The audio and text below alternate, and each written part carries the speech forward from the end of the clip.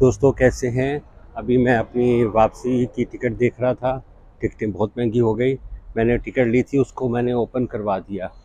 तो अगर आप दोस्तों को पता है कि टिकट सस्ती कैसे करनी है, लेनी है, तो मुझे उस पर थोड़ा सा गाइड कर दीजिएगा।